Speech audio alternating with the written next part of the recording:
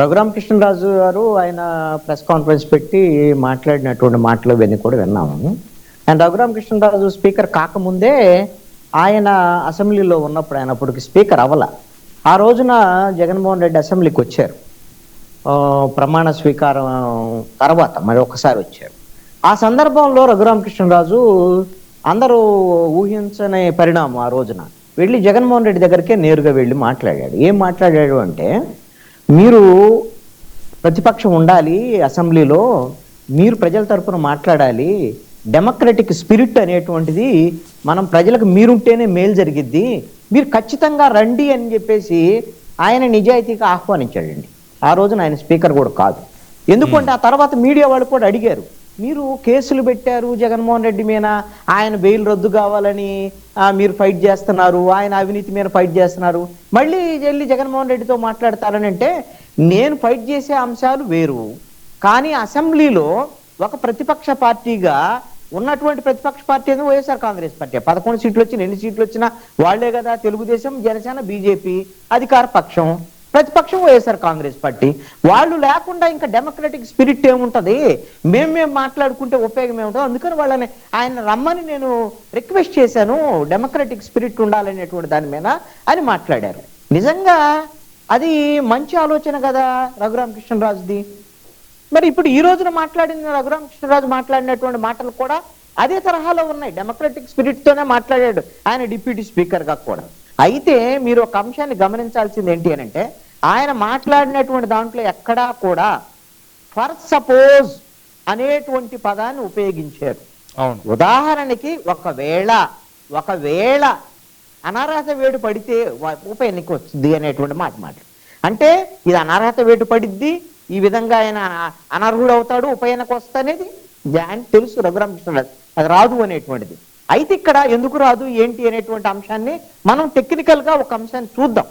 ఇప్పుడు రాజ్యాంగంలోని article 101 class 4 ప్రకారంగా లోక్సభ కానీ, రాజ్యసభ కానీ, లేదంటే శాసనసభల్లో కానివ్వండి, ఎవరైనా సరే ఒక సభ్యుడు సహేతుక కారణం లేకుండా, స్పీకర్ ఆర్ చైర్మన్ అనుమతి లేకుండా వరుసగా 60 రోజుల పాటు సభా సమావేశాలకు హాజరు కాకపోతే వారి సీటు రద్దయ్యేటువంటి అవకాశం ఉంది. అయితే ఆ సభ్యుడు సెలవు కోసం దరఖాస్తు చేసి స్పీకరు, చైర్మన్ గా ఆమోదిస్తే ఈ నిబంధన నుంచి మినహాయింపు ఉంటుంది. అంటే వరుసగా 60 రోజులు ఆ సభ్యుడు హాజరు కాకపోతే అనేటువంటిది ఇక్కడ నిబంధన.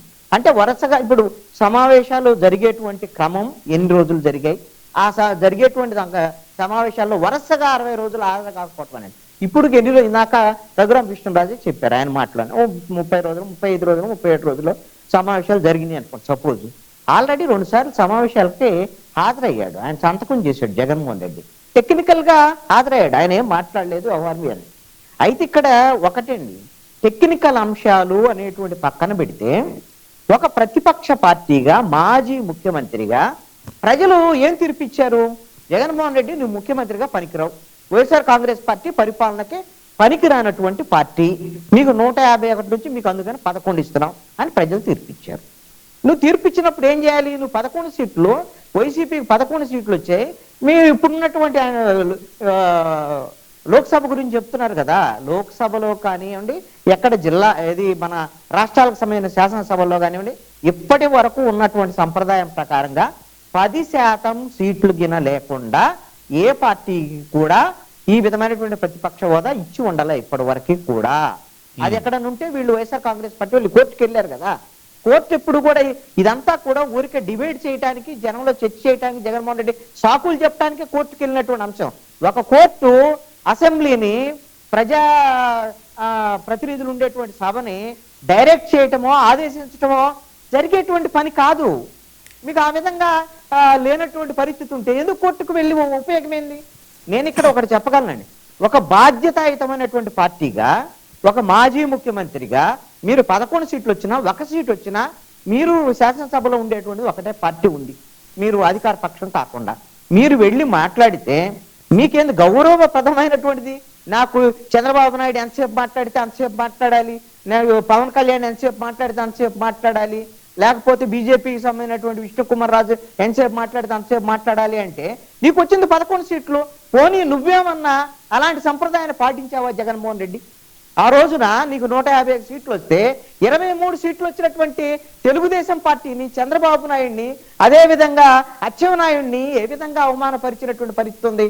పవన్ కళ్యాణ్ ఓడిపోతే 1 సీటు వస్తే జనసేన పార్టీ వాళ్ళని ఏ విధంగా అవమానపరిచావు అంటే ఈ రోజున జగన్మోహన్ రెడ్డి ఎందుకు అసెంబ్లీకి వెళ్ళటం లేదు అని అంటే ప్రతిపక్ష హోదానో లేకపోతే వస్తే ఎక్కువ జనం సమస్యలు మాట్లాడాలని కాదు, ఎక్కడా ఈ విధంగా గతంలో చేసినటువంటి తప్పులు వాళ్ళని ఏ విధంగా ఆ పార్టీ తెలుగుదేశము, జనసేన వాళ్ళని ఏ విధంగా మాట్లాడాడో వాళ్ళందరూ ఇప్పుడు ఖచ్చితంగా మాట్లాడతారు. ఇందాక మీరు ప్రస్తావన చేశారు, అధ్యక్ష ఎవరిని అనాలి?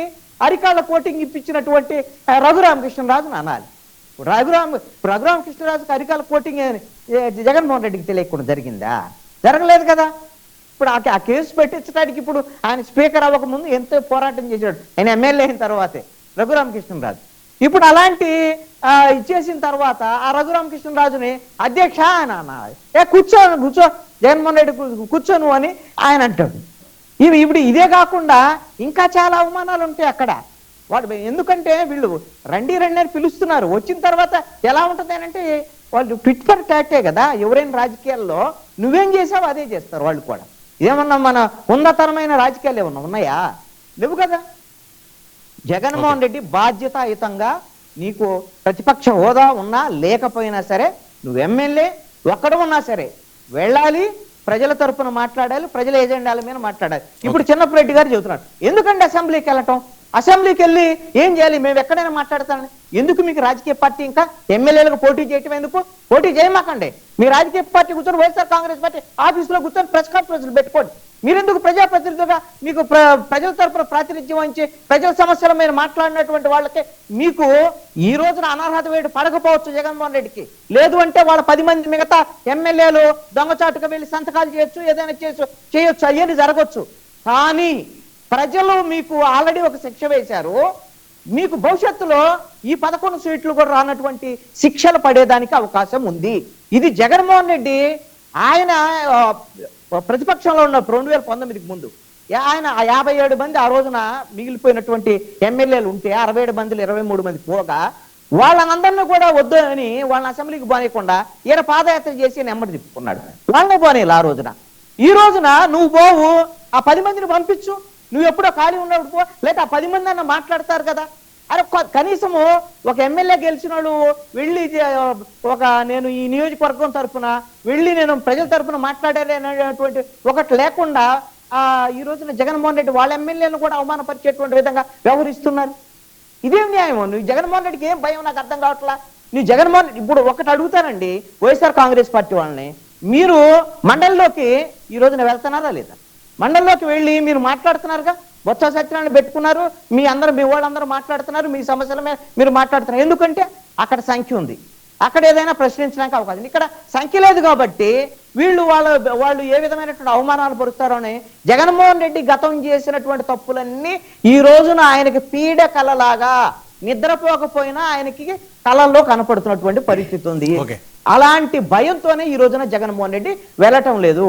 కానీ అసెంబ్లీకి పోకపోతే మాత్రం జగన్మోహన్ రెడ్డి చారిత్రాత్మక తప్పిదం చేసినట్లు ప్రజలు తీవ్రమైనటువంటి వైఎస్ఆర్ కాంగ్రెస్ పార్టీ మీద నెగిటివ్ గా నిర్ణయం తీసుకునే దానికి అవకాశం ఉంటుంది. భవిష్యత్తు ఉండకపోవచ్చు వైఎస్ఆర్ కాంగ్రెస్.